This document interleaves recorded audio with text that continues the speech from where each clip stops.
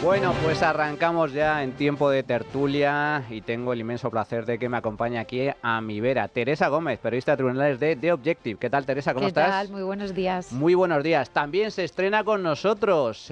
Primer día que vienes a la trinchera y espero que sea el primero de muchos, Óscar Rivas, politólogo y escritor. ¿Qué tal, Óscar? ¿Cómo estás? Pues encantado de estar aquí y espero que también sea el primero de muchos días. Pues encantado de que estés con nosotros, un auténtico placer. Y mi compañero y amigo, Carmelo Jordá. ¿Qué tal, Carmelo? ¿Cómo estás? Muy buenos días, encantado de estar aquí.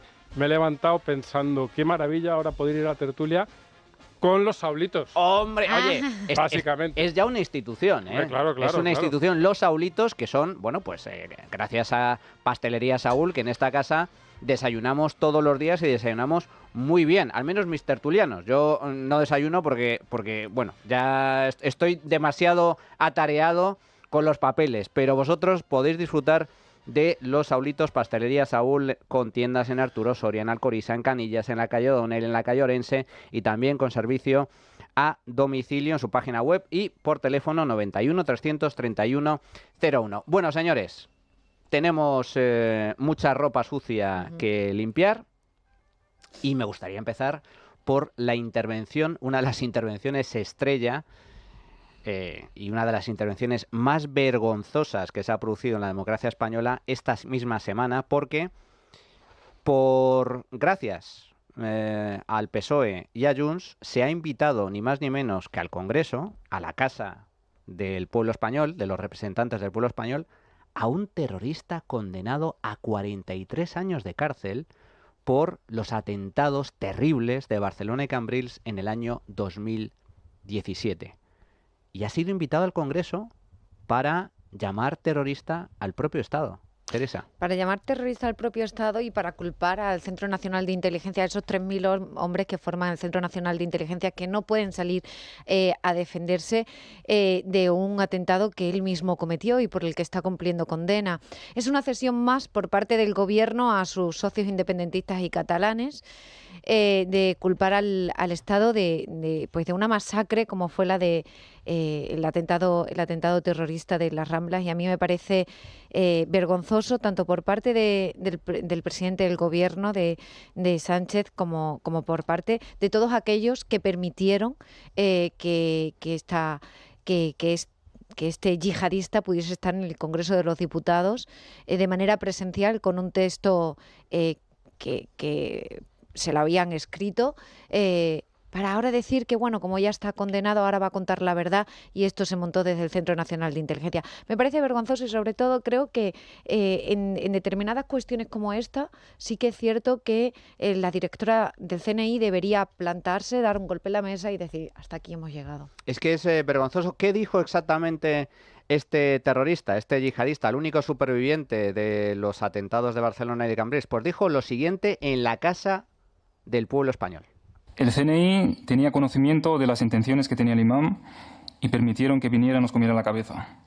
Lo digo ahora y no lo digo antes por temor a represalias o que me pudiera perjudicar. Pero ya estoy condenado y no tengo nada que perder. Estas son las palabras de Mohamed Houli Chemlal, condenado, como digo, a 43 años de cárcel por su implicación en los atentados de Barcelona y Cambrils del año 2017, que se saldaron estos atentados con 16 muertos y cientos de heridos. Lo comentaba antes en el informativo, España se ha convertido en un país muy extraño. A Iván Espinosa de los Monteros, una turba de comunistas le impiden hablar libremente en una universidad, y sin embargo, Partido Socialista y Junts, junto con todos los socios de extrema izquierda, permiten que un yihadista condenado hable en el Congreso. Sí, es una vergüenza. Es decir, cualquiera que haya visto a este terrorista, es decir, hay gente que es lo que parece y este parece lo que es, ¿no? Es decir, no hay más que verlo, ¿no? Lo que tú dices es tremendo, es decir, pero bueno, es el momento en el que nos encontramos. Es la inversión de la relación víctima-verdugo. La víctima parece el verdugo y el verdugo parece la víctima a los ojos de este gobierno que tenemos, ¿no? Es decir, yo he reflexionado sobre esto, pero me gusta mucho ver las reacciones que se producen sobre este tipo de actos, ¿no? He leído pues cuáles fueron las respuestas que dieron los medios sanchistas y uno de los principales que todos conocemos, habla de comedia de opereta. Ya el propio término que utiliza ya deja ver las intenciones de quitar hierro al asunto, ¿no? Cuando después escuchas a los miembros del gobierno, tanto de Sumar como del PSOE, tratan de alejarse de ese fuego el que ellos han instalado en la sede de la soberanía nacional. Yo tengo algunos conocidos de Junts y yo creo que nadie en su sano juicio puede creerse el hecho de que el CNI puede estar detrás. Nadie.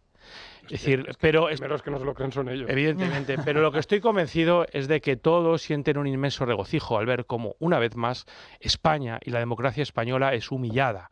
Es decir, de cualquier manera, esto llueve sobre mojado, ¿no? Es decir, el gobierno ya desde hace tiempo ha manifestado y ha dejado públicamente clara cuál es su relación íntima con el terrorismo. Lo vimos con Zapatero cuando empezó a blanquear a ETA llamándolos hombre de paz. Él fue el primero que empezó a patear el tablero, porque Podemos después hablará, hemos pateado el tablero, pero él fue el que pateó el tablero en el sentido de cambiar las claves aritméticas, ¿no? Gracias al blanqueo de ETA, que ha sido sucesivo desde la aparición de Zapatero, ETA hoy está más que legitimada, hoy forma parte socio preferente del gobierno y dicta nuestras políticas, con lo cual esto llueve sobre mojado. Carmelo. A ver, se han cargado las tintas sobre Junts y se merecen que se las carguen, pero a mí me parece que esto es como una subida cualitativa de un proceso que casi diría, además, me estoy pensando lo de cualitativa, una subida simbólica casi diría de un proceso que viene de mucho atrás. Es decir, a ver, nos escandalizamos de que un terrorista vaya al Congreso y hay que escandalizarse, pero es que los terroristas, el partido de los terroristas, está decidiendo la política en España. Entonces, a partir de ahí... Terroristas y golpistas, los dos. Sí, encima, exacto. Pero centrándonos en el tema del terrorismo, a ver, es que estamos hablando de que Bildu es el socio preferente o uno de los socios preferentes del gobierno en España y está decidiendo políticas. Y para más Inri, está decidiendo políticas sobre eso que llaman memoria histórica, que es el acabose. O sea, los que ponían las bombas lapas están decidiendo cómo se cuenta el relato de cómo se pusieron las bombas lapas y los tiros en la nuca. Entonces, lo grave no es que este tío haya ido al Congreso un día invitado por Junts con el permiso del PSOE. Lo grave es la degeneración institucional y moral de este país que permite que eso sea un suceso más en una cadena de cosas que vienen pasando desde hace muchos años, no de ahora, desde hace muchos años. Y el principal responsable de toda esa cadena de inmoralidad y de bajeza es el Partido Socialista Obrero Español. Totalmente. Y se lo dijo, creo que era, no recuerdo cuál era exactamente, la madre de una víctima de terrorismo, que me perdone. Haréis cosas que nos helarán la sangre llamando a las cosas por los nombres que no son. Se lo dijeron a Pachi López. Y ha sido tal cual. Ha sido una de las frases más terriblemente, no me sale la palabra, más terriblemente, una de las predicciones más claras. Más certeras. Más claras que he visto nunca, porque ha sido tal cual, y ha sido el PSOE, y ha sido por una razón exclusiva, para mantener el poder. Todo con tal de mantener el poder. Ayer hablamos con Cayetana Álvarez de Toledo, que a mí me dejó muchos titulares, pero para mí el más relevante es que con Sánchez no hay fondo. Es que no hay fondo. O sea, algunos pensamos, bueno, ya, esto no puede ir a más. O sea, se ha concedido la amnistía, qué vergüenza, qué... No. Y más del fiscal general eso del no Estado. podrá hacerlo. Puede. Puede hacerlo, claro que puede hacerlo. Ahora se está negociando la cesión del control de fronteras a la Generalidad, que ya veremos cuál es la fórmula jurídica y legal que utilizan para... Ya se las apañará, Cándido. Ya se las apañará, para eso tienen grandes abogados del Estado. Pero la cuestión es que, fijaos, porque algunos se preguntan, bueno, ¿cómo es posible que un yihadista haya ido al Congreso a decir... alimentar esa teoría conspiranoica que le interesa a Junts de que esos atentados yihadistas de Barcelona y Cambrils en realidad eran orquestados, formaba parte de una operación de Estado, de terrorismo de Estado, pues no sé, para desestabilizar Cataluña de algún modo? Bueno, pues esto forma parte de una cesión previa, y es que en esa sesión de investidura por la cual Pedro Sánchez revalida la presidencia del gobierno con el apoyo de Junts, una de las exigencias de Junts era crear, atención al nombre, una comisión de investigación sobre el derecho a saber la verdad. a saber la verdad sobre estos atentados. Y van e invitan a este yihadista condenado a 43 años. Yo me pregunto, Teresa, tú que tienes muchos contactos en las fuerzas y cuerpos de seguridad del Estado, ¿cómo están recibiendo este tipo de ataques? Porque a mí me parece un insulto si fuera policía o guardia civil o miembro del CNI. Lo es, y sobre todo lo que decía antes, que se meten con los débiles, con esos que no se pueden defender, porque ahora mismo ni la Fuerza de Cuerpo de Seguridad del Estado, ni la Guardia Civil, ni el CNI pueden salir a defenderse de estas acusaciones tan graves. Entonces se meten contra aquellos que no tienen voz para poder defenderse y decir, oye, esto no es verdad, nos están acusando de unos delitos muy graves y nosotros no tenemos nada que ver. Nadie dentro del Centro Nacional de Inteligencia puede salir a defender a esos 3.000 hombres, ni nadie en la Guardia Civil puede defender tampoco a los agentes. Entonces a mí me parece fácil, ¿no?, por parte del gobierno. Bueno, pues de esta manera podemos conseguir que nuestros socios de gobierno nos aprueben los presupuestos, le dejamos que especulen y que inviertan injurias y calumnias, como es en este caso, sobre las instituciones, y como los otros no van a responder, pues cada uno que saque sus conclusiones. Hay que reconocer que están teniendo éxito, es decir, en este proceso muy breve, porque llevan 6 años, parece que llevamos un siglo. Es decir, pero se está haciendo largo. Fijaros, hace algunos años, por mucho menos, la sociedad española hubiera salido, se hubiera revolucionado o rebelado cívicamente, como queréis decirlo. Hoy ya estamos tan acostumbrados a esto que no nos llama la atención, porque parece, como decía Cayetana, que tocamos fondo, pero nunca dejamos de tocar fondo. Y aquí me gustaría introducir un concepto de Antonio Gramsci. Él fue el fundador del Partido Comunista Italiano y uno de los grandes referentes de la ultraizquierda y del sanchismo actual. Y él hablaba de un concepto que se llama sentido común. Es decir, él consideraba el sentido común, nosotros lo podemos, la gente de bien, entiende el sentido común como un concepto objetivo. En términos de realismo político es algo objetivo. Muchas veces coloquialmente decimos, bueno, es que esto es de sentido común. Ellos lo ven de otra manera. Para ellos está muy relacionado con la ideología. Para ellos la ideología es una suerte, hablo de Gramsci, una suerte de sentido común que imponen las élites, que hemos heredado del pasado, que tienen mucho que ver con nuestro modo de entender la vida y que es aceptado pasivamente por las masas.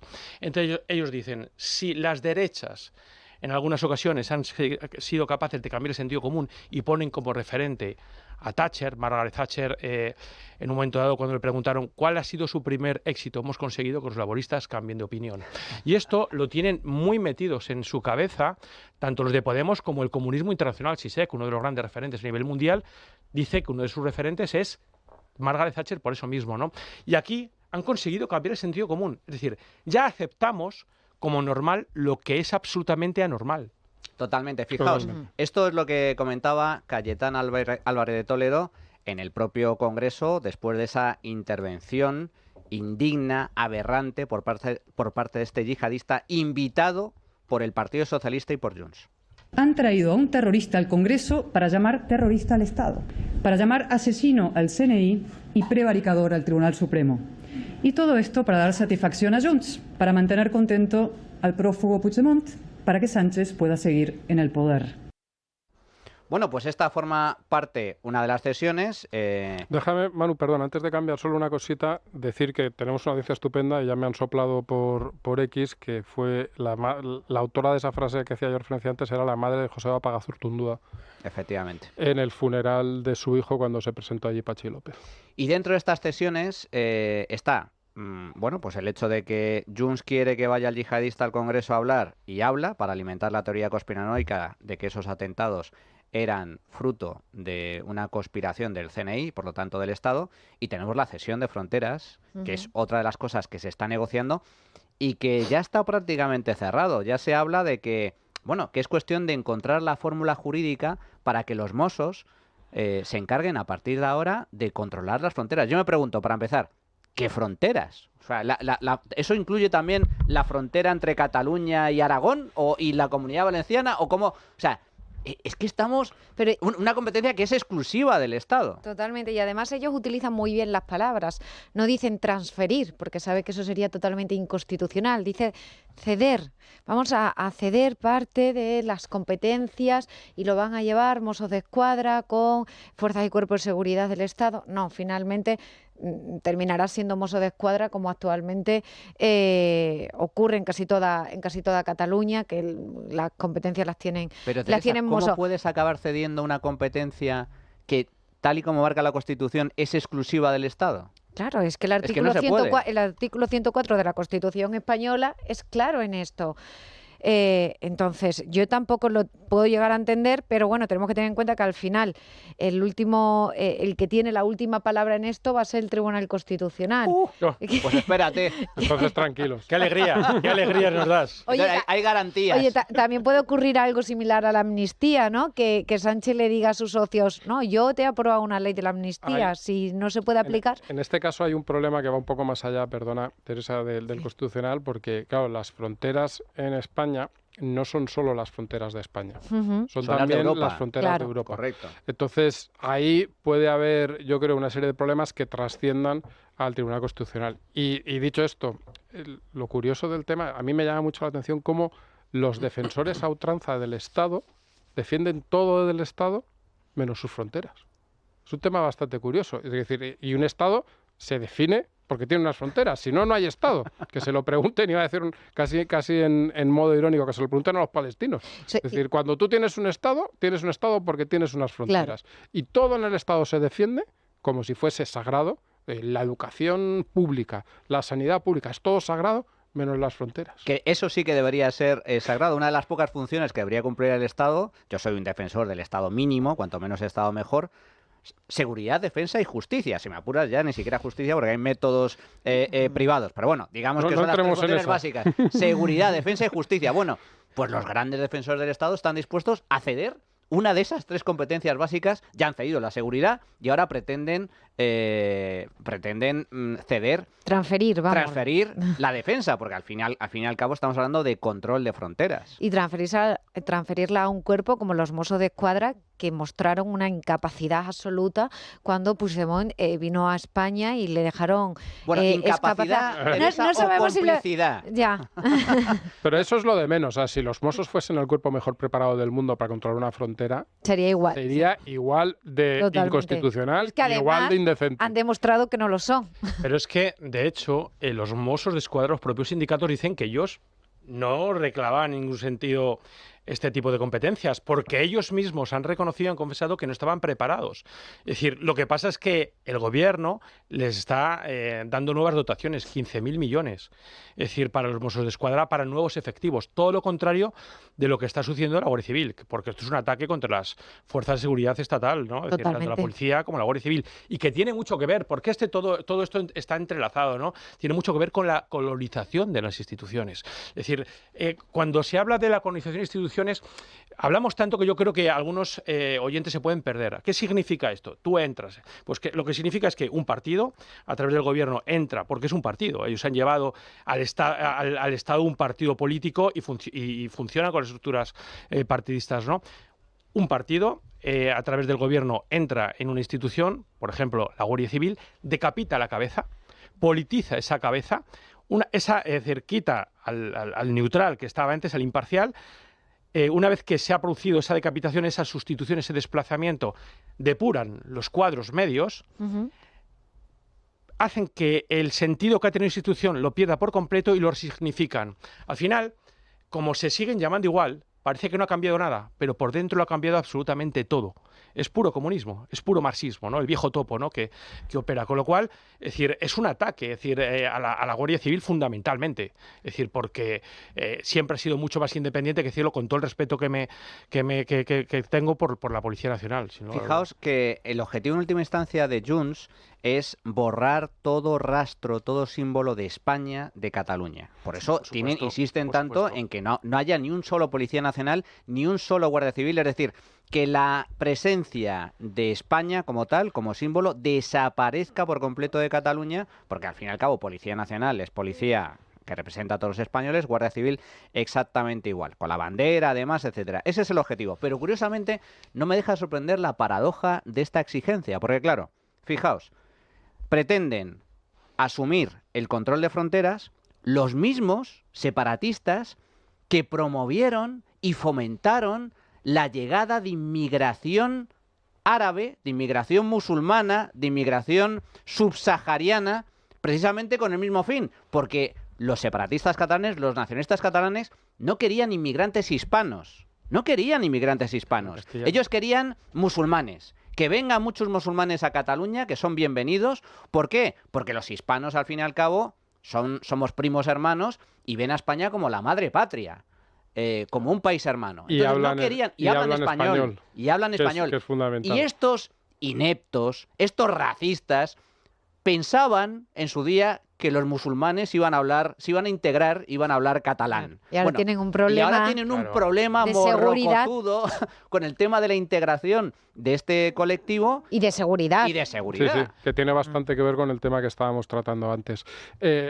Hay dos cosas ahí que son, primero, como bien dices, la desaparición de toda presencia de todo aquello que a alguien que llegue de fuera le indique que está en España, ¿no? Y en ese sentido, pues si tú llegas a la frontera y en vez de haber un policía español, un guardia civil español, hay un cuerpo de policía que no sabes muy bien qué es y que es de allí y que pues la percepción obviamente cambia. Y al mismo tiempo esto les va sirviendo también para ir construyendo. Ellos en el golpe del 17 se dieron cuenta de que para dar ese salto que intentaron dar entonces les faltaban una serie de cosas y ahora han empezado a hacerlas. Entonces les falta una serie de cosas, por ejemplo, les falta gente que recaude impuestos. Pues están en ello. La Hacienda catalana está creciendo, va a ir asumiendo competencias y va a seguir asumiéndolas y va a seguir creciendo. Tenían 800 funcionarios, van a contratar a 200 más, ya son 25 más de plantilla y en unos años se supone que serán 4.000. Les falta también unos cuerpos de seguridad que se ocupen de todas las tareas importantes y de todas las tareas visibles. Pues ahora están también buscando eso. Es decir, se está buscando crear una serie de estructuras para que, llegado el día, simplemente sea desenchufar y ya está. Y ya esté todo funcionando. Que eso es obviamente lo que les falló, además de más cosas, en el año 17. Y el PSOE se lo está sirviendo. Se lo está sirviendo, ¿por qué? ¿Porque el PSOE piense que eso es bueno? No, el PSOE no tal. Se lo está sirviendo para que Sánchez aguante 15 días más en Moncloa. Tal cual. Y luego la siguiente cesión será para los siguientes 15 días y así. Esto es, yo creo que está reflejado en su primer libro, Manual de Resistencia. Esto es día a día. Día a día. Eso es. Sí, pero, y todo con tal de conseguir sus objetivos. Ellos tienen un plan. Al principio hablabais del Estado y tiene mucho que ver con la concepción que esta gente tiene del Estado. El Estado es un recurso al servicio de los ciudadanos que el gobierno debe gestionar. Ellos lo tienen como su propio cortijo porque ningún gobierno puede responder con la libertad que ellos están respondiendo de las competencias del Estado, que es de todos. Es un legado que han recibido y que tienen que mantener. Es decir, no pueden trocear como están haciendo con España para después venderlo, ¿no? Y después me gustaría apuntar también la hipocresía que demuestra efectivamente estos racistas, supremacistas, como tú bien has dicho, Manuel, que son los separatistas, es decir, con el tema de la inmigración. Pero es que además de supremacistas, de racistas, son unos ignorantes, porque cualquiera sabe que el inmigrante musulmán no llega para aceptar o acatar lo que le dicen, y mucho menos para ser formateado con la libertad que pretenden hacerlo los separatistas. Una vez que el musulmán llega a la masa crítica, llega a una masa crítica, se acabaron las concesiones, es la imposición total, ¿no? O sea que, y después, yo estoy de acuerdo con vosotros que efectivamente el objetivo puede ser a corto plazo mantenerse 15 días más en el gobierno, pero hay un plan que va a largo horizonte, ¿no? Tiene largos trazos y largo recorrido, ¿no? Es decir, ellos lo que quieren es, evidentemente, consolidar un poder dictatorial ya que va hacia la tiranía, es decir, cada día cuenta. Y lo que están haciendo es consolidando ese poder. Con lo cual, es decir, esos 2 años que le queda de legislatura, porque hay quien dice que puede haber elecciones y yo no lo descarto, son fundamentales para que ellos sigan colonizando las instituciones y crear estructuras permanentes que dificulten o imposibiliten ese cambio, esa reversión cuando llegue otro gobierno. Esta misma semana salía un informe, índice de percepción de la corrupción de Transparencia Internacional, en donde ya se cataloga a España literalmente como democracia defectuosa. Ya no somos una democracia plena, hemos caído en todos los índices de calidad democrática a nivel internacional, Banco Mundial, instituciones internacionales. Bueno, pues estamos en esa crisis institucional, en ese declive, en ese descenso hacia los infiernos. Dejadme un minuto, vamos a hacer una pequeña pausa de publicidad y luego vamos a regresar con 3 nombres propios. Vamos a hablar de Zapatero, vamos a hablar de Pablo Iglesias y vamos a hablar del vicepresidente de Estados Unidos, Vance, que ha dejado tiritando a muchos líderes europeos. A continuación. La trinchera de llamas. Bueno, pues ya estamos de vuelta en el tiempo de tertulia. Comentábamos antes ese acuerdo absolutamente vergonzoso de PSOE y Junts para invitar a un yihadista al Congreso, alimentar esa teoría conspiranoica. Pero tenemos también noticias de esta misma semana que a mí me parecen tremendamente alarmantes. Por un lado, el expresidente del gobierno, exlíder del Partido Socialista, mano derecha de Pedro Sánchez, José Luis Rodríguez Zapatero, montó un lobby para captar dinero con un inversor chino que estaba siendo investigado por el CNI, por el Servicio de Espionaje de Información del Estado. Zapatero utilizó dinero y contactos de un empresario chino investigado por el Centro Nacional de Inteligencia para poner en marcha The Global Analysis and Trends in Emerging Regions, el Gate Center, un lobby, un think tank con oficina en Madrid que se financia con donaciones opacas de particulares y empresas privadas y que promueve, atención, el acercamiento entre España y China. Uno de los colaboradores más cercanos de Zapatero involucrados en este Gate Center pues resulta que es un empresario chino que está en el radar de los servicios de información españoles por sus conexiones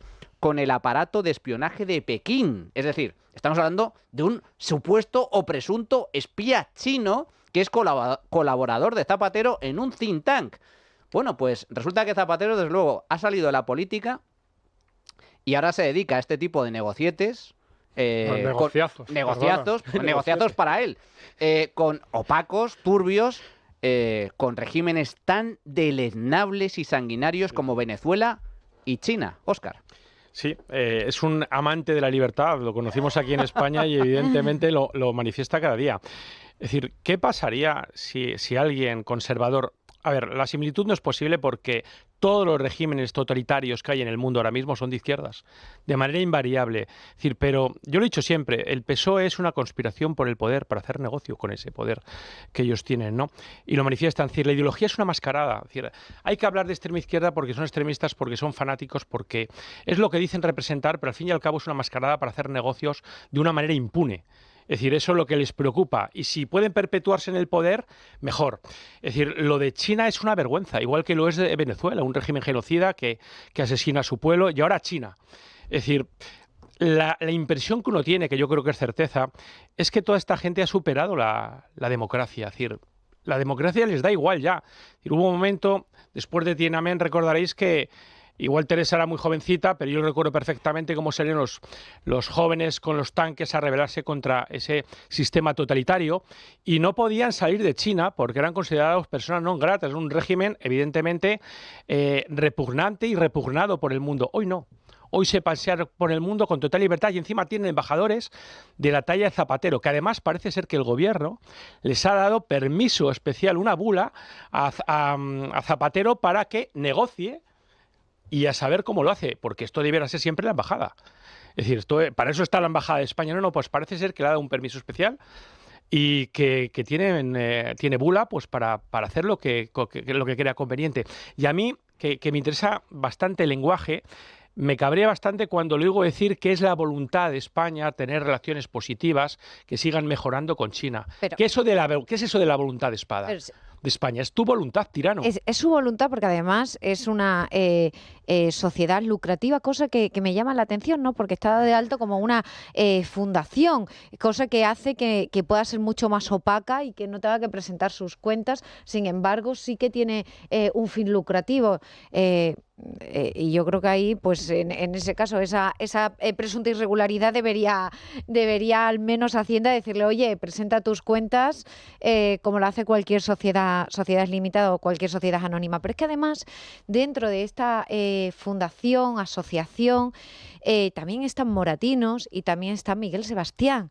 Y también a este socio chino, pues casualmente Zapatero, y esto reconocido por el propio socio, bueno, pues le ha abierto las puertas para que forme parte también del Grupo de Puebla y del banco que dirige actualmente Dilma Rousseff. Entonces, a mí me parece que estos negocios van mucho más allá de lo que aparentemente podemos creer, ¿no? De ese supuesto acercamiento con China y con el Partido Comunista. Un expresidente español haciendo negocios con un presunto espía del régimen chino. O sea, esto en cualquier democracia mínimamente normal, no te digo yo de vamos, Estados Unidos o Suiza, que son grandes ejemplos de democracia, sino cualquier democracia mínimamente normal es un escándalo de primer orden. Bueno, pues aquí tenemos a Zapatero al servicio de los intereses chinos y luego tenemos a Pablo Iglesias, que también hemos descubierto esta semana, que resulta que cobró de empresarios iraníes, por esa televisión iraní que estuvo operando en España, pagos de hasta 12.600 euros. Y atención, esto es lo grave, cuando era diputado, líder de Podemos y diputado. Carmelo. A ver, yo creo que sus relaciones nos dan la idea de la catadura moral de estos personajes. Y a mí eso me parece muy interesante. Es decir, en los últimos años hemos desligado completamente el comportamiento, han desligado completamente el comportamiento de los políticos de su relato político, perdóname la redundancia. Es decir, yo puedo decir lo que sea, hablar de feminismo, no sé cuántos, y luego hago lo que me da la gana, cobrar de Irán.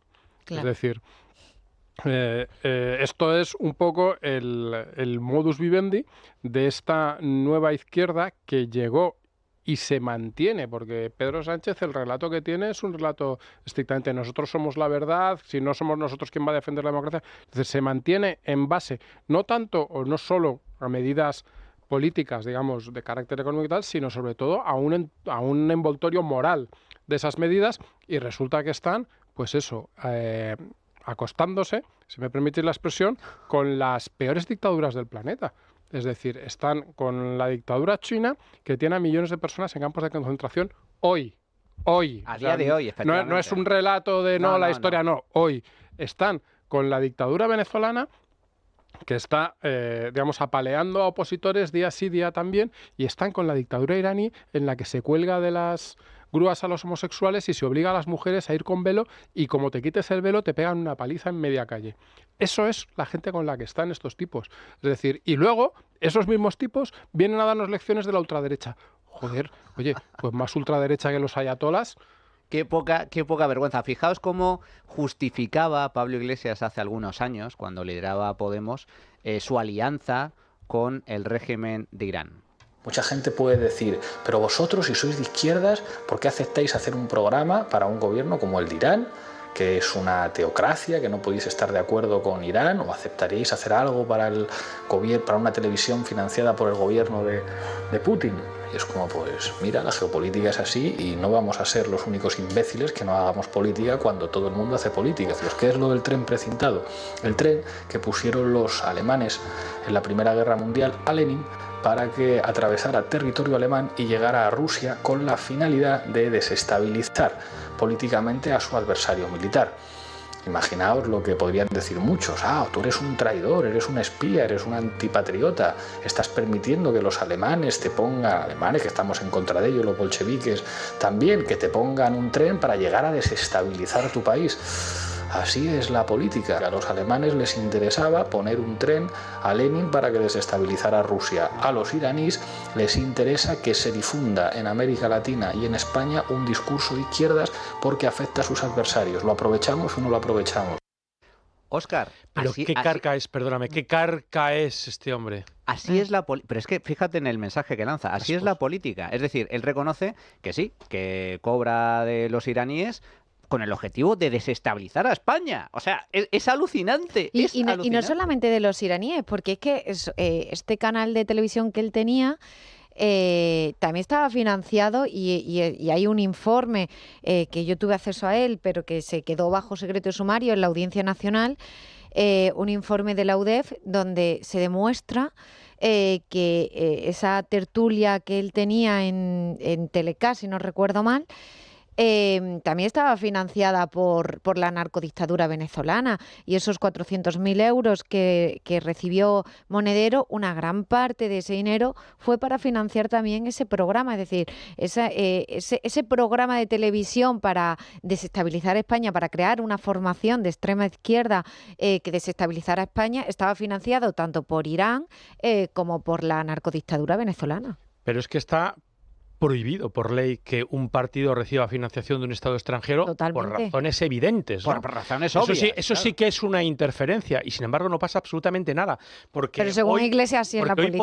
Hoy Podemos puede ser marginal o puede parecer marginal, pero Podemos tuvo mucho que ver en lo que estamos sufriendo ahora mismo. Totalmente. Es decir, ya han salido impunes. Y tú decías antes, Teresa, es decir, que a mí me ha parecido interesante decir esos nombres: Miguel Sebastián, Moratinos, Morodo también, Bono, que es el que entró en contacto, es decir, con Maduro.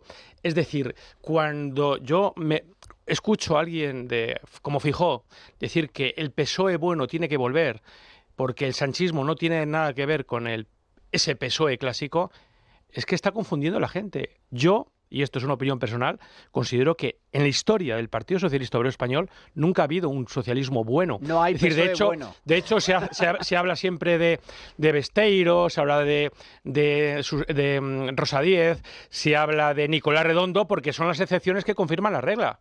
No hay PSOE bueno, me quedo con ese titular, me ha gustado, Óscar. Vamos a analizar, porque protagonista de los últimos días, madre mía la que se está liando a nivel internacional, y el vicepresidente de Estados Unidos ha estado en la conferencia de seguridad de Múnich con muchos de los líderes europeos y militares del continente para hablar precisamente de eso, de seguridad y de los planes que tiene Estados Unidos a nivel global. Y en su intervención de Múnich lo que dio fue, bueno, pues un recital de bofetadas, por así decir, a muchos de los líderes europeos. Para hablar sobre esta cuestión y sobre otras cuestiones de carácter internacional, contamos con uno de los mayores expertos, porque a mí siempre me gusta estar rodeado de los mejores. Enrique Couto, que es fundador de VisualPolitik y un experto, un gran analista en materia política internacional. ¿Qué tal, Enrique? ¿Cómo estás? Buenos días. Buenos días, Manuel. Muchas gracias por la invitación y muchas gracias por tus generosísimas palabras. De generosísimas nada, más que merecidas. VisualPolitik, el mejor canal de información de política internacional que existe en español. Enrique, primera valoración sobre ese discurso, esa intervención de Vance en la conferencia de seguridad de Múnich, que ha caído como un jarro de agua fría en Europa. Y de hecho ya hay consecuencias, porque Macron ha convocado a los líderes europeos a una reunión de urgencia, de emergencia, porque lo que ha venido a decir Vance básicamente, y corrígeme si me equivoco, es, bueno, que Estados Unidos ya se ha cansado de pagarle la defensa a Europa y que o espabilamos o nos espabilan. Sí, bueno, Manuel, tengo que decirte que esto es algo que hemos vivido en primera persona, porque de hecho, bueno, he tenido la oportunidad en el equipo de VisualPolitik de estar en la propia conferencia de Múnich, ¿no?, en esta ocasión, y es algo que hemos podido respirar en primera persona. A ver, tenemos aquí dos campos de juego muy diferentes, y esto sí que tengo que decirlo, ¿no? Por un lado tenemos lo que podemos decir el campo de juego más político, más de cara a la galería, más de cara a las cámaras, donde, como muy bien dices, pues ha habido muchísimas bofetadas. Algunas justificadas, y tengo que decir que otras no tan justificadas. Porque lo cierto es que el discurso de Vance no fue un discurso que tenemos que interpretar de forma aislada, ¿no? Es un discurso que viene acompañado también de unas declaraciones muy intensas de Trump, con la llamada además con Vladimir Putin a finales de esta semana. Tenemos también la visita de Hessel, el secretario de Defensa de Estados Unidos, a la OTAN y a Polonia, donde han estado hablando mucho, ¿no? Y básicamente, ¿qué es lo que han dicho? Yo creo que esto es lo importante, ¿no? De cara a las cámaras, ¿qué es lo que han dicho? Bueno, lo más preocupante, o quizás lo más inquietante para Europa, que es lo que ha desatado muy las alarmas, lo que ha llevado a esas reuniones de emergencia, es básicamente que han dicho que ellos van a empezar a retirarse, ¿no? De hecho, esto es algo que ha dicho el secretario de Defensa claramente, y es que en los próximos años vamos a ver una disminución del número de efectivos militares de Estados Unidos en el continente europeo. También han dicho que ellos van a ser quienes marquen claramente las negociaciones entre Rusia y Ucrania, que ellos van a ser el intermediario, o al menos van a ser el eje de comunicación, que aquí Europa va a poder hablar pero que no va a intervenir directamente. Esto fue algo que dijo ayer Kellogg, que es el enviado especial de Donald Trump a Ucrania. También han dicho que reconocen, y eso sí que quizás es más inquietante, que reconocen claramente que, y a ver, esto es un poco sensible, ¿no? Pero reconocen que el uso de la fuerza puede llegar a ser legítimo para conseguir beneficios territoriales. Quizás esto es lo que más ha preocupado en Europa, sobre todo en Europa del Este. ¿Y qué más nos han dicho? Pues fundamentalmente han dicho que Ucrania va a ser en el futuro va a ser un deber, una obligación, una responsabilidad de la parte europea, que ellos no van a intervenir directamente, que van a mantener su apoyo militar y financiero a Ucrania, pero que no van a intervenir directamente sobre el terreno, y han pedido que esa intervención la haga Europa, ¿no? Entonces, ¿ante qué estamos? Pues de cara a las galerías estamos ante un choque de trenes, estamos ante lo que ha sido hasta ahora una ruptura de la OTAN de acuerdos o de la OTAN de una coordinación de política internacional, ¿no? Entonces yo aquí, Manuel, si me lo permites, diría, hay una parte en la que creo honestamente que la administración, en este caso de Donald Trump, tiene razón, y es que Europa no ha hecho los deberes en los últimos años, pero como te decía, también hay una parte donde creo que esta vez se ha excedido, ¿no? Se ha excedido mucho porque yo creo que la conferencia de Múnich era un lugar para reforzar el vínculo atlántico y no para romperlo. ¿Y por qué digo esto? Pues esencialmente porque en los últimos años Europa está cambiando mucho. En España no se ve porque tenemos a Pedro Sánchez en la Moncloa, pero lo cierto es que en el resto de Europa está cambiando bastante en los últimos años, y sobre todo hay una corriente muy vinculada a los países del este de Europa, y a la que se ha sumado recientemente también, o está sumando parcialmente, tanto Francia como incluso Alemania, donde, digamos, están dando mucho más peso a la seguridad. Eso está cambiando, y de hecho el gasto en defensa, por ejemplo, de la OTAN el año pasado de los países europeos se incrementó un 20%, y hoy ya tenemos muchos países europeos que están por encima en inversión militar de Estados Unidos, ¿no? O sea, podríamos hablar de Polonia, de Estonia, Letonia, Finlandia, Suecia, que son países que están o por encima de Estados Unidos o muy cerca de Estados Unidos, ¿no? Con lo cual yo creo que, digamos, que esa acusación ha sido también un tanto injusta. Entonces, resumiendo, tenemos a un Estados Unidos que dice que a partir de ahora Europa, esto es cosa tuya, y por otro lado pues tenemos también lo que han sido unas críticas que yo creo que han sido excesivas porque ha habido más juego político que estratégico.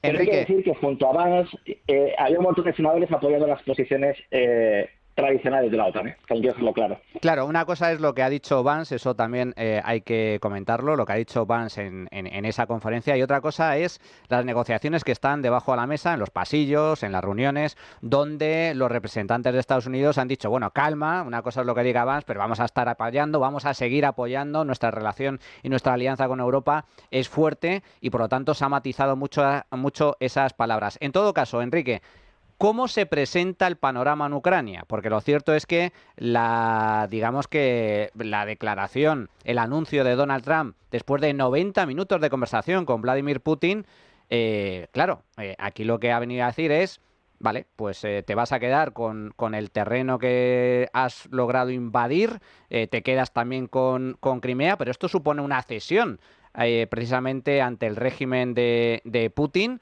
y deja abandonado a su suerte a Ucrania. ¿Cómo se presenta este escenario a corto plazo? Bien, yo diría que tenemos una buena noticia y una noticia quizás más inquietante. Voy a empezar, si me lo permites, por la buena. La buena, ¿qué sabemos a día de hoy? Lo que sabemos a día de hoy es que probablemente nos estamos dirigiendo a una paz a la coreana. Es decir, una paz que recuerda mucho al acuerdo de paz entre Corea del Norte, bueno, mejor dicho, acuerdo de paz al alto el fuego entre Corea del Norte y Corea del Sur, ¿no? Los años 50. Lo que vamos a vivir, o lo que va a intentar la administración Trump, básicamente es lo que están diciendo, es que se alcance un alto el fuego donde Rusia, evidentemente, pues controle una parte del territorio, aproximadamente el 18% del territorio ucraniano que se ha anexionado con esta guerra, pero que a partir de ahí Ucrania reciba asistencia militar y asistencia económica y también acuerdos comerciales preferentes tanto con la Unión Europea como con Estados Unidos. Esto en sí mismo sería una buena noticia, Manuel, porque es cierto que después de 3 años, ya estamos a punto de cumplir el 3er aniversario de una guerra que ha sido durísima y donde no se ve una vía de salida, buscar poner fin al conflicto puede ser algo positivo. Ahora bien, puede ser algo positivo si se garantiza la soberanía y la seguridad de Ucrania en un futuro.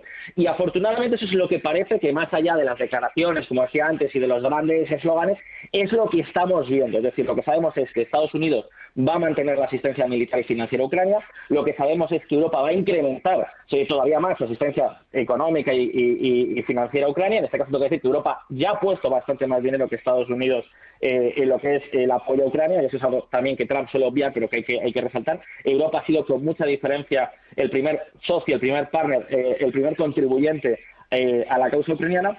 Y lo bueno que esto es que abre un escenario donde si se garantiza realmente Y ahí es donde va a estar el juego de todo, ¿no? ¿Qué garantías de seguridad se le dan a Ucrania? Porque si se garantiza la seguridad de Ucrania en un futuro, yo creo que este escenario va a ser muy bueno para Ucrania, ¿no? Porque al final podríamos estar hablando ya de una reconstrucción y de una reconstrucción vinculada directamente ya a Occidente, no como ocurría hasta el año 2022, donde Ucrania tenía que estar siempre haciendo el juego, el temple entre el miedo a Moscú, mirando al este y mirando al oeste, ¿no? Ahora ya claramente tenemos una Ucrania donde probablemente, de la mano de Polonia, van a abrirse a unas instituciones occidentales, a unas instituciones de mercado y van a vincularse muchísimo más con la seguridad europea. Eso es bueno. ¿Qué es lo malo? O digamos, ¿qué es la parte inquietante? Pues aquí tengo que decir, Manuel, que es que la evidencia nos dice que Donald Trump suele ser muy generoso con los dictadores. Y esto es lo que nos dice la historia. Los dictadores siempre salen ganando con Donald Trump, ¿no? Lo vimos en 2019 cuando China se quedó con Hong Kong, lo vimos en 2017 cuando Corea del Norte consolidó su programa de armas nucleares, lo probó y lo terminó de desarrollar, lo vimos en los acuerdos en 2019 en Doha con los talibanes para quedarse con Afganistán, unos acuerdos en los que no participó el gobierno afgano, lo hemos visto recientemente con Maduro, al que le han hecho el gran favor de tener la primera visita a América Latina de un alto representante del gobierno de Estados Unidos, y ahora lo podemos ver con Putin, ¿no? Entonces, lo que hay miedo es de que ocurra con esta negociación. Sobre todo, además, porque Estados Unidos, para abrir la negociación, ya ha hecho muchísimas sesiones. ¿Qué sesiones ha hecho? Bueno, pues reconocer que no va a exigir que Rusia devuelva el territorio que se ha anexado, reconocer que la OTAN no va a incorporar a Ucrania probablemente nunca, pero desde luego no en las próximas décadas, y además también reconocer que si hay tropas internacionales en Ucrania no van a tener el refrendo ni el respaldo de la OTAN. Eso y la reducción de efectivos militares en el viejo continente. Y todo esto Estados Unidos ya lo ha puesto sobre la mesa solo para abrir las negociaciones con Vladimir Putin. Entonces, claro, el miedo que hay es, vale, por un lado el fin del conflicto puede ser bueno, por un lado parece que todo el mundo está alineado con darle a Ucrania una seguridad a futuro y permitir generar una reconstrucción del país y unos lazos fuertes con Occidente, pero por otro lado hay miedo porque los precedentes de Donald Trump es que los tiranos siempre se salen con la suya. Claro, esto que comentas es muy importante, Enrique, porque si al final se consigue la paz a base de rendirse ante el tirano, pues mal vamos. Última cuestión, muy rápido, nada, 15 segundos. ¿Ucrania acabará entrando en la Unión Europea, sí o no?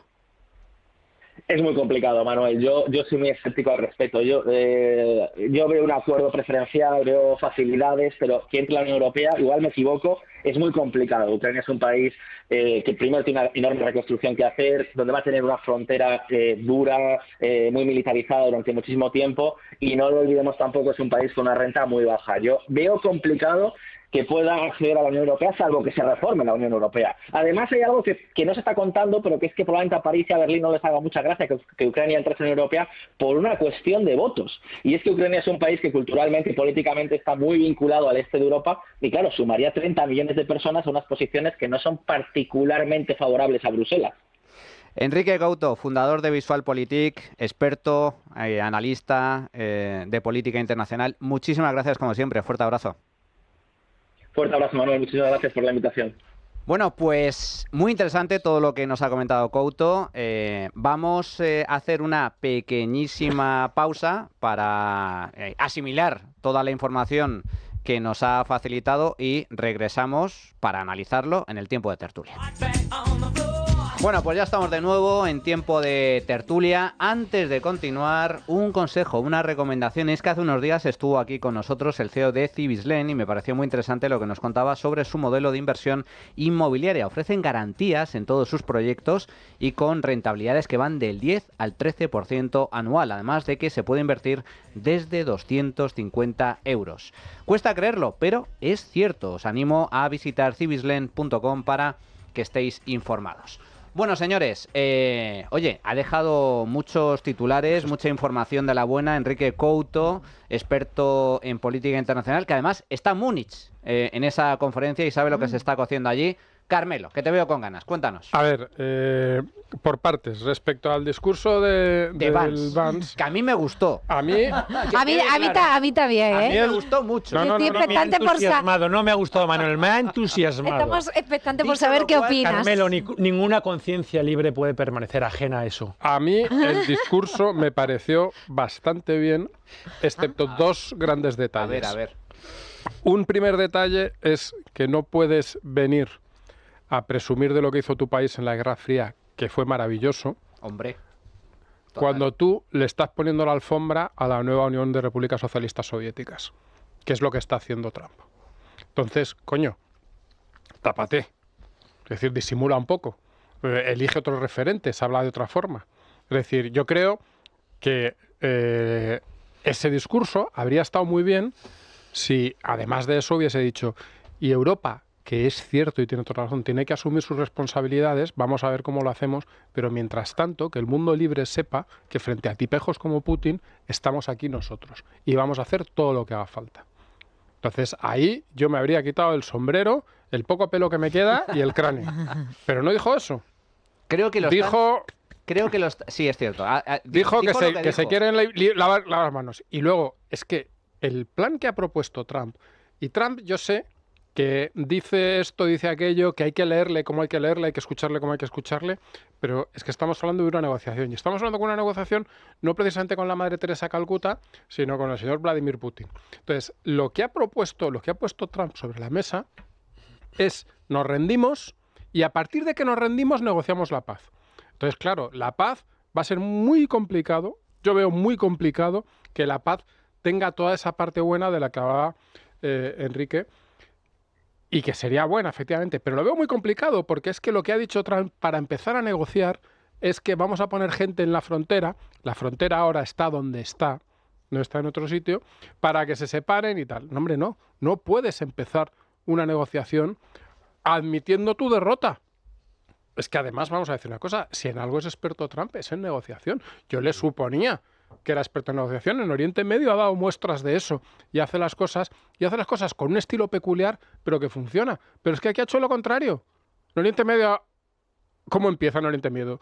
No, me quedo con Gaza. Nos quedamos nosotros con Gaza, echamos a los palestinos, tal. Y a partir de ahí, claro, estás en unas posiciones tan maximalistas que la negociación te beneficia. Eso es razonable desde su punto de vista, desde el punto de vista de Oriente Medio y de Gaza, sobre todo de los palestinos también. Pero en Ucrania ha hecho lo contrario. Oye, sí, has ganado y vamos a negociar. Hombre, pero ¿cómo vas a negociar admitiendo ya la derrota? El problema es que la derrota de Ucrania no es la derrota de Ucrania, es la derrota del mundo libre. Pero yo entiendo que la situación es muy complicada y que la paz... Tiene que tener en cuenta a tu interlocutor, seguramente que si negocias... Perdona, Teresa, un segundo solamente. La paz yo sé que no va a ser perfecta. La paz no va a ser que Rusia va a volver a sus fronteras, se va a quedar Ucrania con Crimea, que es suya, y encima le vamos a poner unas sanciones que se va a cagar por la pata abajo. Esa no va a ser la paz. Porque no puede ser. Pero, coño, no empecemos ya derrotados. Vamos a ver hasta dónde podemos llegar. Teresa y... Bueno, Óscar y Teresa. El discurso de Vance para mí es sinónimo de grandeza. Es decir, pero para entenderlo bien hay que entender... Grandeza en los discursos, pero luego a la hora de la verdad... ¿En qué se ha convertido Europa? Europa ha traicionado por completo su esencia, la ha corrompido totalmente. La gente tiene que saber, decir, que el origen de la Unión Europea es bellísimo porque hay un origen de reconciliación. Es decir, viene después de una Segunda Guerra Mundial y lo que dice, basta ya. Es decir, los países europeos tienen que entender y tienen que colaborar y tienen que establecer relaciones comerciales entre ellos. Pero aparte tiene unas bases cristianas que enlazan directamente con las raíces a las que todos pertenecemos, ¿no? Es decir, las 12 estrellas de la bandera se corresponden con las 12 puntas de la corona de la Virgen Inmaculada. Y hoy vemos que esa Europa, que tiene estos orígenes, está en los tapones de plástico, es decir, está en que tenemos que comer grillos y gusanos de harina en nuestros productos, es decir, la Agenda 2030 buenista e hipócrita. El impuesto del CO2. Es decir, esa Europa que tiene como símbolo a la Virgen María Inmaculada es la que propone a través de Macron que el aborto sea un derecho humano. Esa es la Europa decadente a la que se dirige Vance, que además ha hablado abiertamente de la democracia, de algo tan básico como, ojo, si son ustedes demócrata, respeten los resultados, aun cuando pueda haber el seguimiento de líderes que pueden ejercer de referencia. Yo creo que era una implícita alusión a Putin y también una implícita alusión a Rumanía y lo que ha pasado y lo que ya se está hablando de Alemania, que daría para un debate, porque ya se está cuestionando que, oye, si Alternativa por Alemania tiene cierta fuerza, que igual hay que anular también las elecciones. Esto lo están diciendo algunos popes de Europa, con lo cual, es decir, Vance, grandeza, este discurso es verdad. En cuanto a Ucrania, a ver... Trump no ha engañado a nadie, es decir, ya lleva meses, incluso años diciendo durante su campaña lo que iba a ocurrir. Pero que, es decir, lo que ha hecho Europa, que hagas algo malo y lo avises antes, tampoco lo hace bueno. Es decir, ciertamente. Es decir, un señor que se llama Adolfo avisó de que iba a acabar con la cuestión judía. Bueno, a ver, yo no, y luego lo hizo. Entonces dicen, hombre, no, es que está avisado, ¿no? Pero yo no confundiría. Es decir, primero, no hay que tampoco... No estoy comparando, que conste. Claro, no hay que mitificar a Trump porque no es perfecto. Pero lo cierto es que aquí hay muchas claves. Hay una clave política, es el representante de Estados Unidos y tiene un déficit importante. Hay una clave de compromiso con el público conservador que le ha votado masivamente, es decir, porque hay que decirlo así, y además con un carácter interclasista tremendo y desconocido hasta ahora en el Partido Republicano. Es decir, también hay una clave comercial, tú lo has dicho muy bien, Carmelo, es un hombre de negocios y las guerras son un obstáculo para esos negocios. Con lo cual, él dijo tenía que pacificarlo. Es verdad que sería muy injusto que Putin se llevara un premio por haber invadido Ucrania porque es lo que ha hecho. Es cierto, pero es cierto que dejarlo en manos de Europa era cronificar una guerra que no tenía solución ninguna. Es decir, y por otra parte, es decir, es anticipado y él ha establecido la interlocución. Creo que es un aviso a todos de cuál es el nuevo orden mundial que viene. Mi amigo Frank Carrillo decía el otro día que Trump es un despertador, pero Vance está siendo un cronómetro, nos ha puesto ya en marcha, ya está diciendo lo que va a pasar.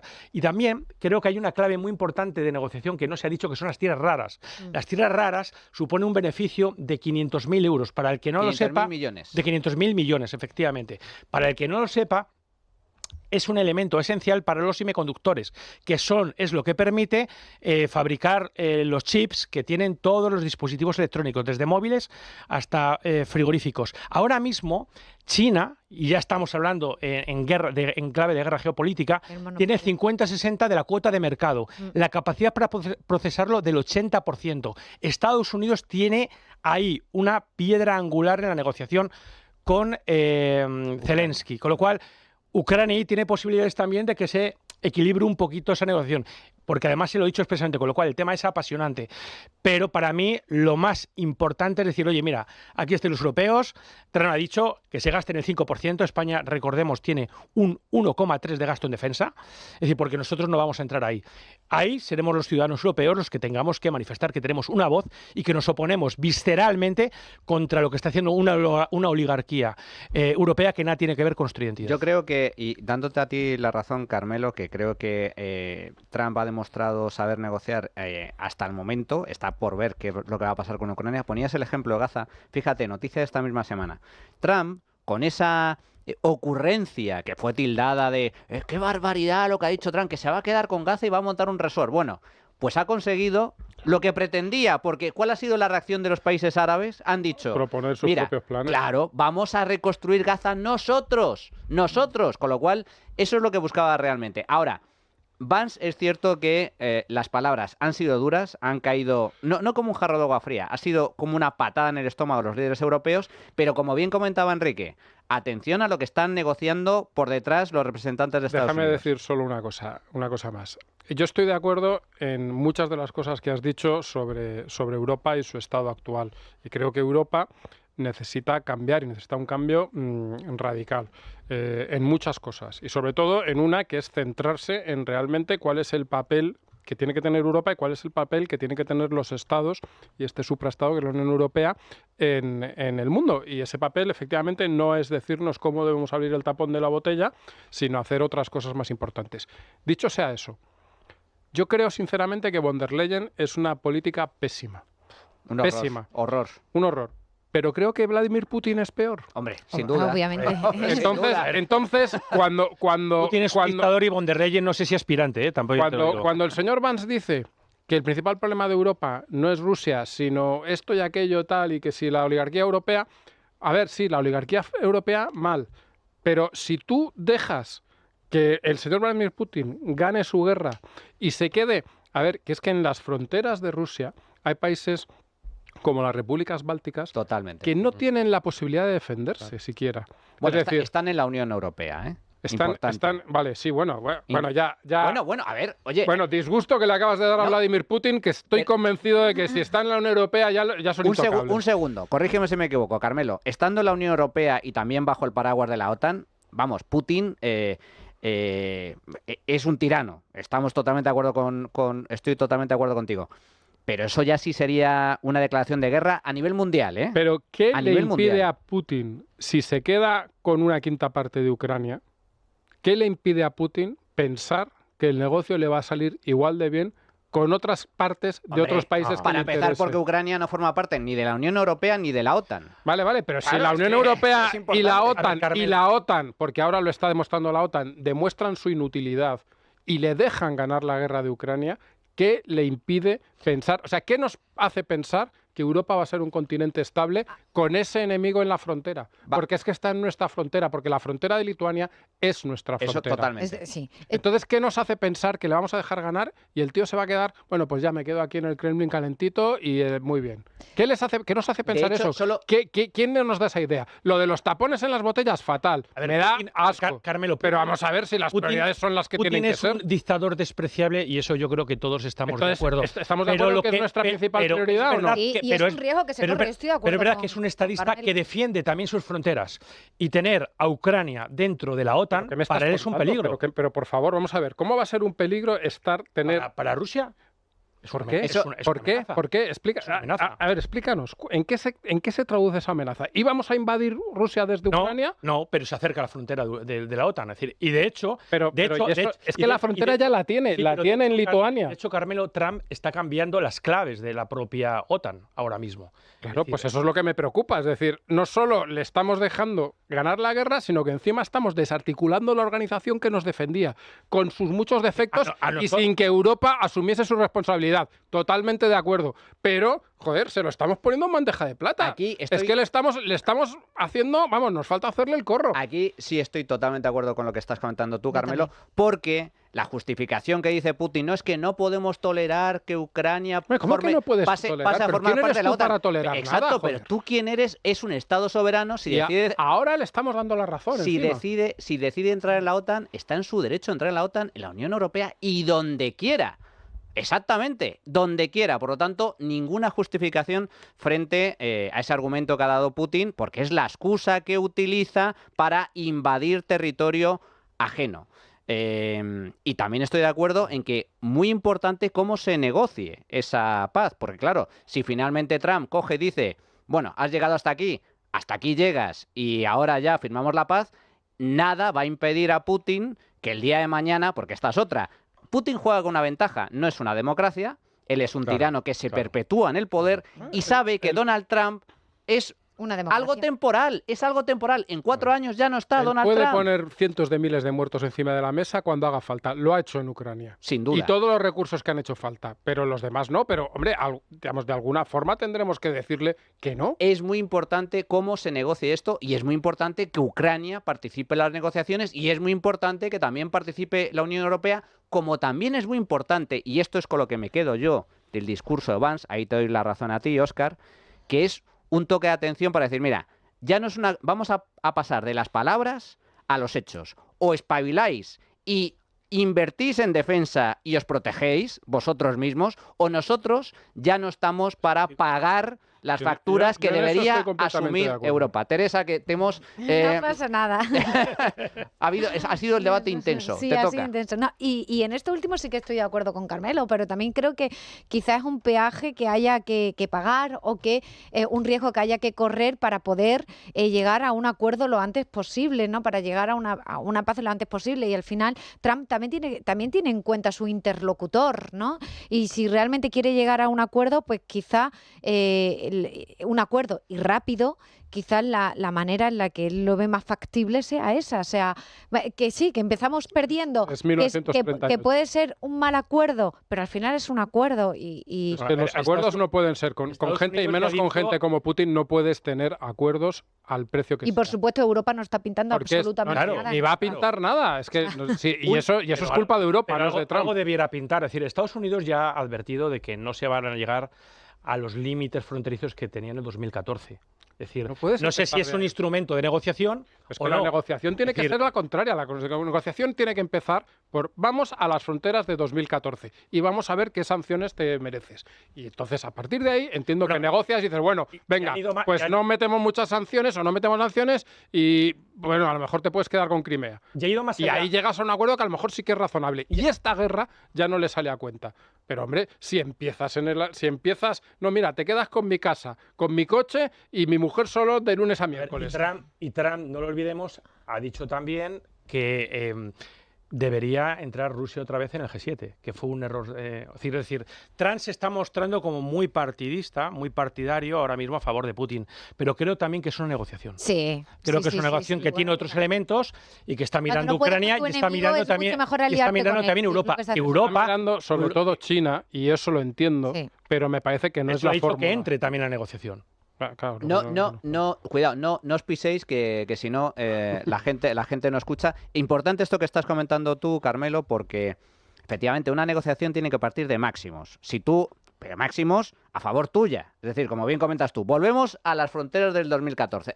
Hasta aquí has llegado, vale, pero ahora vamos a renegociar hasta dónde puedes llegar realmente. Es evidente que en cualquier negociación todas las partes para conseguir un acuerdo van a tener que ceder. Ahora, claro, si tú de primeras Trump llama a Putin y le dice, oye, mira, has llegado hasta aquí, ya está, aquí te quedas, coño, pues Putin está feliz, dice.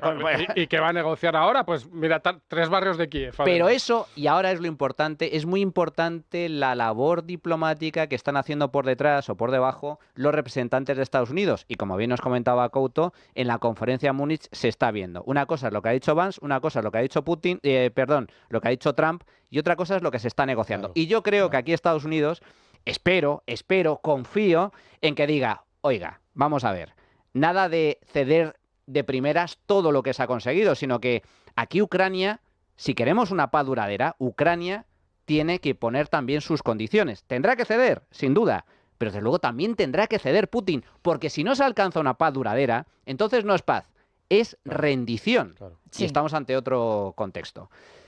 Oye, es que a lo tonto nos hemos quedado sin tiempo y me gustaría comentar, aunque sea muy brevemente, por favor, muy brevemente, el borrado de los móviles y del Gmail del fiscal general del Estado.